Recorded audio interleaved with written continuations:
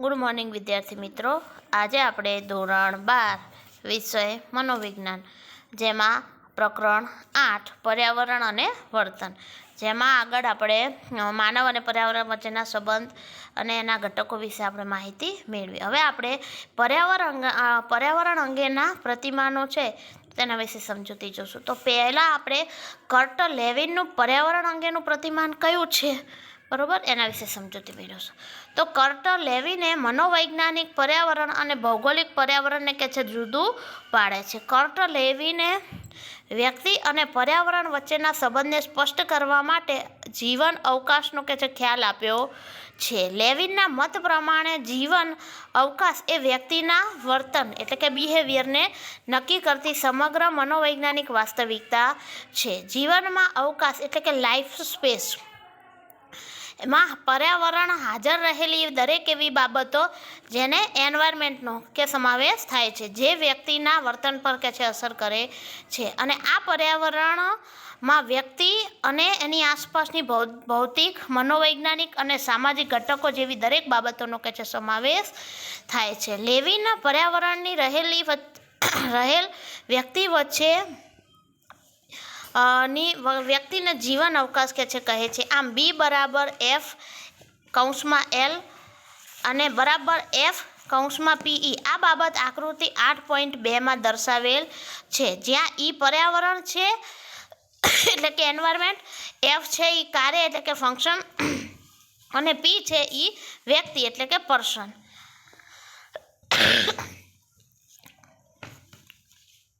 તો આ Kurt Levin મુજબ આ જીવન અવકાશ છે, બરાબર. એટલે કહે છે કે કર્ટ લેવિન છે તો એ શું કહે છે કે મનોવૈજ્ઞાનિક પર્યાવરણ અને ભૌગોલિક પર્યાવરણ છે એ બંનેને જુદું પાડે છે. કહે છે કે માણસ કે જે ભૌગોલિક કુદરતી વાતાવરણમાં જે રહે છે એ અને એનું પોતાનું જે કે મનોવૈજ્ઞાનિક પોતાની માનસિક સ્થિતિ હોય છે તો એ બંનેને કે છે અલગ પાડે છે. કર્ટ લેવિન શું કહે છે કે એ વ્યક્તિ અને પર્યાવરણ વચ્ચેનો સંબંધ સ્પષ્ટ કરવા માટે કહે છે કે જીવન અવકાશ એટલે લાઈફ સ્પેસ એટલે કે જીવન અવકાશનો ખ્યાલ આપ્યો છે, બરાબર. અને લેવિનના મત પ્રમાણે કહે છે કે જીવન અવકાશ એ વ્યક્તિના વર્તનને નક્કી કરે છે અને સમગ્ર મનોવૈજ્ઞાનિક વાસ્તવિકતા છે. તો એના લેવિનના મત પ્રમાણે શું છે કે જીવન અવકાશ છે ને એ વ્યક્તિના વર્તનને નક્કી કરતું હોય છે, બરાબર. અને એ મનોવૈજ્ઞાનિક વાસ્તવિકતા છે. જીવન અવકાશ એટલે કે લાઈફ સ્પેસ જેને એલ કહે છે, એમાં જો પર્યાવરણમાં હાજર રહેલી એવી દરેક બાબતમાં એનો સમાવેશ થાય છે. એ એવું કહે છે કે જીવન અવકાશ છે, બરાબર. જે જીવનમાં આપણે થોડો ઘણો જે આપણો સ્પેસ હોય, આપણો પોતાનો સ્પેસ હોય ને, પોતાનો અવકાશ હોય, બરાબર. જીવનમાં સ્પેસ આપણે નહીં કહેતા મારે થોડોક સમય પોતાનો જોવે છે, સ્પેસ. તો આવી રીતે જીવન અવકાશ હોય છે તો એમાં કહે છે કે પર્યાવરણમાં હાજર રહેલી એવી દરેક બાબતનો સમાવેશ આમાં જીવનમાં આપણા જીવન હોય છે તો આપણા જીવનમાં થતું હોય છે, આપણા જીવન અવકાશમાં એનો સમાવેશ થતો હોય છે. અને આ જ જે છે એ પર્યાવરણ છે જે આપણા જીવન અવકાશમાં સમાવેશ થાય એની સીધી અસર કહે છે કે આપણા વ્યક્તિના વર્તન પર અસર કરતી હોય છે, કેમ કે આ પર્યાવરણ છે તો એ ક્યાંક ને ક્યાંક આપણા વર્તન ઉપર અસર કરે છે. આ પર્યાવરણ છે એ વ્યક્તિની આસપાસ ભૌતિક, મનોવૈજ્ઞાનિક અને સામાજિક ઘટકો જેવી દરેક બાબતોનો સમાવેશ થાય છે. અને કહે છે કે આ પર્યાવરણમાં વ્યક્તિની આસપાસ આ પર્યાવરણ છે તો એમાં વ્યક્તિની આસપાસ જે ભૌતિક, મનોવૈજ્ઞાનિક અને સામાજિક ઘટકો હોય તો એ દરેક બાબતોનો સમાવેશ કે છે થતો હોય છે.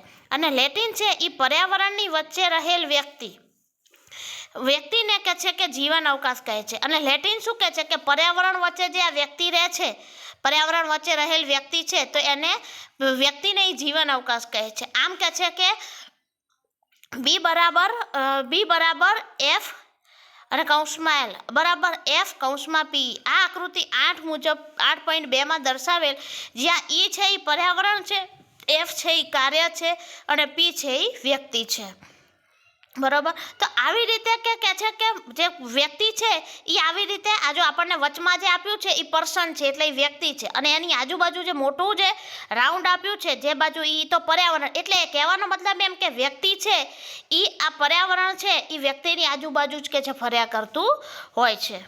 એટલે પર્યાવરણ છે એ વ્યક્તિ સાથે જોડાયેલું છે અને આ પી છે એ વ્યક્તિ છે અને એની બાજુ ઈ છે એ પર્યાવરણ, એટલે કે આવી રીતે વ્યક્તિ છે એની આજુબાજુ આ પર્યાવરણ છે એ જોડાયેલું છે. જે ભૌતિક વાતાવરણ પ્રત્યક્ષ અસર કરતું ન હોય તેને કર્ટ લેવિન બાહ્ય વિસ્તાર કહે છે. પરંતુ આ બાહ્ય વિસ્તાર વ્યક્તિની મનોવૈજ્ઞાનિક વાસ્તવિકતાઓને અસર કરે છે. બરોબર કે છે કે જે ભૌતિક વાતાવરણ છે જે પ્રત્યક્ષ અસર કરતું ના હોય એને કર્ટ શું કહે છે? બાહ્ય વિસ્તાર કહે છે. બરોબર, જે ભૌતિક વાતાવરણ હોય છે જે પ્રત્યક્ષ રીતે એ આપણને દેખાતું નથી, એ અસર કરતું ન હોય, એ પ્રત્યક્ષ અસર કરતું નથી હોતું.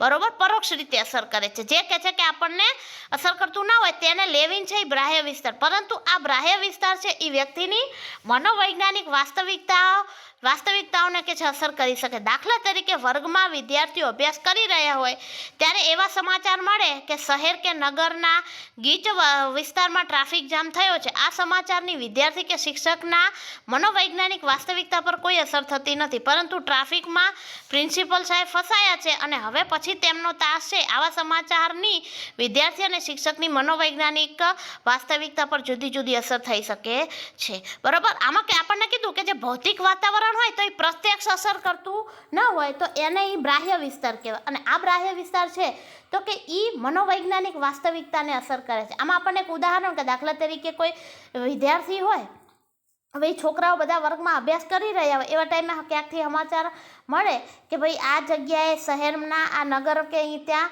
એમ કે ગીચ વિસ્તારમાં ટ્રાફિક થયો છે, તો એ સાંભળી અને શિક્ષક અને વિદ્યાર્થીઓ એમને બહુ અસર નહીં થાય. કેમ કે આપણને એટલે આમાં કહેવાય માંગે કે આપણને જે બાબત વિશે બહુ કોઈ લેવા દેવા ના હોય ને તો તેની આપણા વાસ્તવિકતા ઉપર કોઈ અસર થતી નથી એમ.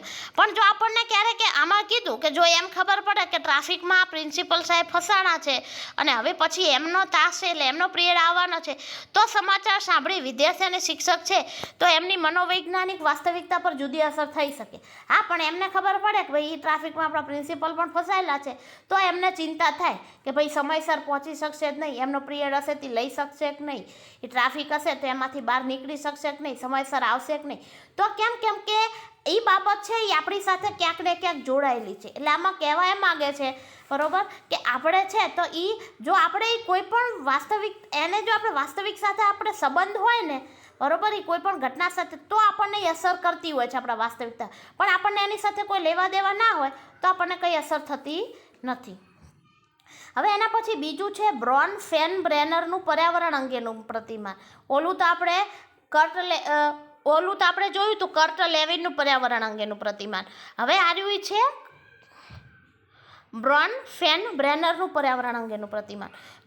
બ્રોન ફેનર પર્યાવરણ અંગે કે છે જુદો જ અભિગમ ધરાવે છે. બ્રોન ફેનબ્રેનરે પંખીના માળાની જેમ રચાયેલ પર્યાવરણને તેના કર્મ પ્રમાણે 5 તંત્રોના ખ્યાલ દ્વારા સમજાવવાનો પ્રયત્ન કરેલ છે. કહે છે કે બ્રોન ફેનબ્રેનર છે તો કે એ પર્યાવરણ અંગે જુદો અભિગમ ધરાવે છે. અને બ્રોન ફેનબ્રેનર શું છે? એ કહે છે કે પંખીના માળાની જેમ પર્યાવરણ છે એને પોતે ક્રમ પ્રમાણે 5 તંત્રો દ્વારા સિસ્ટમના ખ્યાલ દ્વારા એને સમજાવવાનો પ્રયત્ન કરેલો છે. બરોબર, પહેલું છે સૂક્ષ્મ તંત્ર. તો એ એમ સૂક્ષ્મ તંત્રમાં તો કે છે કે વ્યક્તિ જેમાં જીવે છે તે તેનું સૂક્ષ્મ તંત્ર છે. એમાં વ્યક્તિનું કુટુંબ, સમવયસ્કો, શાળા અને પડોશી જેવા ઘટકોનો સમાવેશ થાય છે. આ તંત્ર મોટા ભાગની આંતરક્રિયાઓ માતા પિતાના, સમવયસ્કો અને મિત્રો સાથે થતી હોય. બરોબર, બીજું આમાં સૂક્ષ્મ તંત્રમાં કોનો તો એને પર્યાવરણ એ શું કહે છે કે પર્યાવરણ દરેક પર્યાવરણની અસર હોય ને જુદી જુદી હોય એમ પર્યાવરણ અંગે એને જુદા જુદા અભિગમો ધરાવે છે.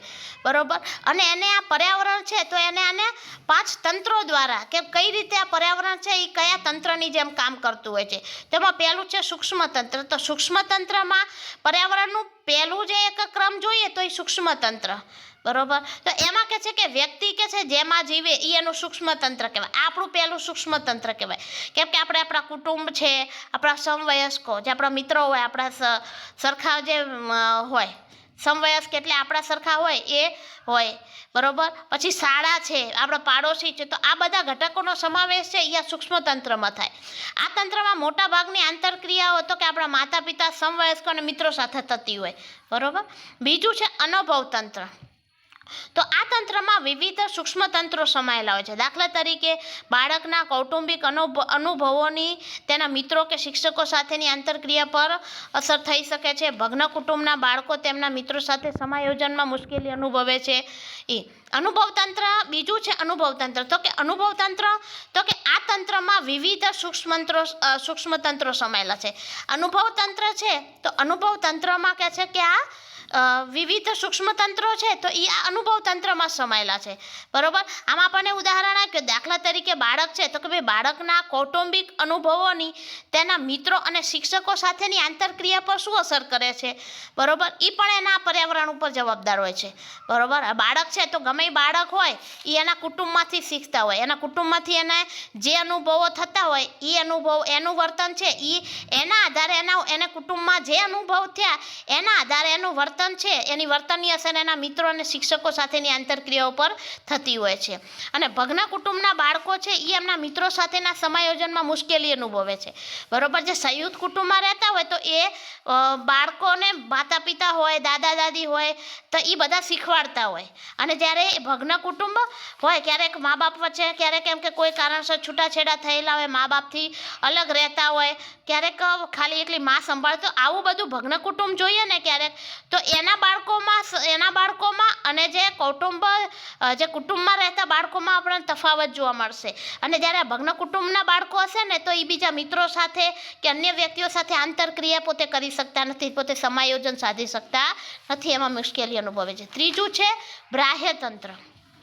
તો આ તંત્ર વ્યક્તિની બહુ નિકટ ન હોય તેવી પરિસ્થિતિનો અનુભવની તેની નજીકની વ્યક્તિઓ પર થતી અસરોનો નિર્દેશ કરે છે. બાહ્ય તંત્ર શું છે તો કે આ તંત્ર છે એ વ્યક્તિની બહુ નિકટ ન હોય એવી પરિસ્થિતિઓના અનુભવની અને તેની નજીકની વ્યક્તિઓ પર થતી અસરોનો નિર્દેશ કરે છે. દાખલા તરીકે વ્યક્તિના કાર્યસ્થળે થયેલ અનુભવની અસર બાળક કે પત્ની સાથેની આંતરક્રિયા પર થાય છે. ઓફિસમાં ઉપરી અધિકારી સાથે થયેલ વિવાદને કારણે વ્યક્તિ ઘરે આવીને પત્ની કે બાળક પર ગુસ્સો ઉતારે છે. તો એ બાહ્ય તંત્ર કે એ બાહ્ય જે પર્યાવરણ હતું એની અસર ક્યાં થઈ તો કે આ સૂક્ષ્મ તંત્ર જે ઘરના પરિવારના સભ્યો છે એના ઉપર થાય. બરોબર. હવે પોતે જે બહારના જે સભ્યો હોય જે એનાથી ઉપરી હોય એને કોઈ કંઈ કહી દીધું તો હવે એને એ સામે જવાબ ના આપી શકે, એટલે એ વર્તનની એના ઉપર ત્યારે કશું બોલી નહીં શકતો, એટલે એના વર્તનમાં કોઈ ફેરફાર નહીં દેખાય.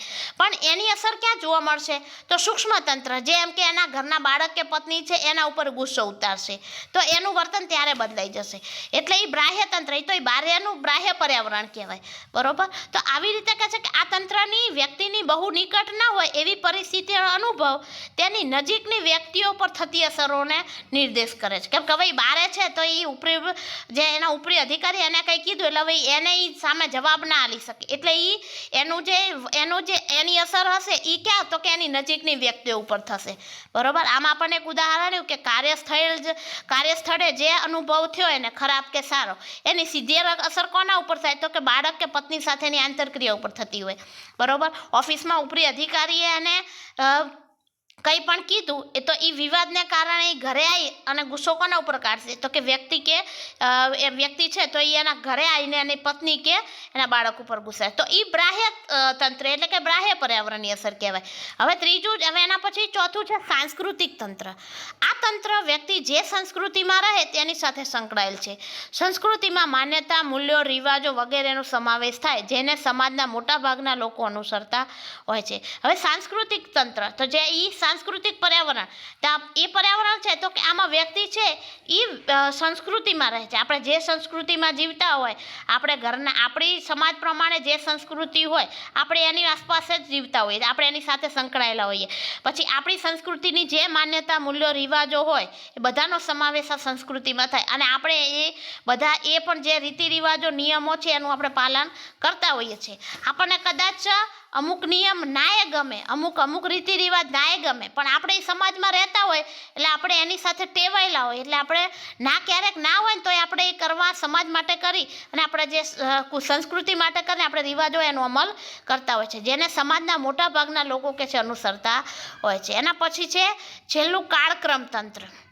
તો કે કાળક્રમ તંત્રમાં એવી વર્તન ભાતોનો સમાવેશ થાય જે સામાજિક ઐતિહાસિક સંદર્ભમાં જીવન પર્યંત થતા પરિવર્તનની પ્રતિક્રિયાઓ સાથે સંકળાયેલ હોય છે. દાખલા તરીકે વ્યક્તિ યુવાન હોય ત્યારે ઉદ્યમી અને આશાવાદી હોય, પરંતુ ઉંમર વધતા તેની પ્રવૃત્તિઓ અને મહત્વાકાંક્ષામાં કે છે ઘટાડો થતો હોય છે. હવે આ છે કાળક્રમ તંત્ર, એટલે જેમ જેમ સમય જાય એમ પર્યાવરણ હોય તો એમાં ફેરફાર જોવા મળતો હોય છે, તો એ કાળક્રમ તંત્ર કહેવાય, બરોબર. તો કાળક્રમ તંત્રમાં કે છે એવી ભાતોનો સમાવેશ, એવી વર્તન ભાતોનો સમાવેશ થતો હોય જે સામાજિક અને ઐતિહાસિક સંદર્ભમાં જીવન પર્યત થતા પરિવર્તનની પ્રતિક્રિયા સાથે સંકળાયેલો, એટલે કે જે જીવનમાં જેમ જેમ સમય જાય એમ પરિવર્તન થતી હોય અને એ જીવન પર્યાપ્ત સુધી, અને જીવન પર્યાપ્ત એટલે કે જેમ જેમ જીવન આગળ વધે એમ પરિવર્તન છે એ પરિવર્તનની પ્રતિક્રિયાઓ સાથે સંકળાયેલી હોય છે. જેમ જેમ સમય જાય એમ પરિવર્તન જોવા મળે. આપણે જોઈએ કદાચ યુવાનીમાં માણસ થોડો ગુસ્સાવાળો નહીં હોય, પણ જેમ જેમ એમ કે ઉંમર જશે એમ એના વર્તનમાં પણ ફેરફાર જોવા મળતો હોય છે, બરોબર. આમ આપણને એક ઉદાહરણ આપ્યું કે દાખલા તરીકે વ્યક્તિ હોય એ યુવાન હોય ને ત્યારે ઉદ્યમી, મહેનતી હોય, પરિશ્રમી હોય અને આશાવાદી હોય, મારે આ મેળવવું. પણ જેમ જેમ એની ઉંમર વધશે એમ એની પ્રવૃત્તિઓ હશે ને ઓછી થતી જશે, એની મહત્વાકાંક્ષાઓ, એની ઈચ્છા હશે ને ઓછી થતી, એની મહત્વાકાંક્ષાઓ હશે એ ઓછી થતી જશે. એને પછી એમ થાય કે હવે આ બધું મારે નથી જોતું, હવે મારે શાંતિ જોવે છે. તો આવી રીતે કહે છે કે એને જીવન પર્યાપ્ત સુધી જે એને કદાચ નક્કી કરી, જેમ જેમ પરિવર્તન જાય એમ એની પ્રતિક્રિયાઓમાં ફેરફાર જોવા મળે. એટલે કહે છે કે જીવન પર્યાપ્ત થતા પરિવર્તનની પ્રતિક્રિયા સાથે સંકળાયેલ છે. તો આ હતું કાળક્રમ તંત્ર. તો આ આપણે જોયા બ્રોન ફેનબ્રેનરનું પર્યાવરણ અંગેનું પ્રતિમાન, અને આગળ આપણે જોયું કર્ટ લેવિનનું પર્યાવરણ અંગેનું પ્રતિમાન.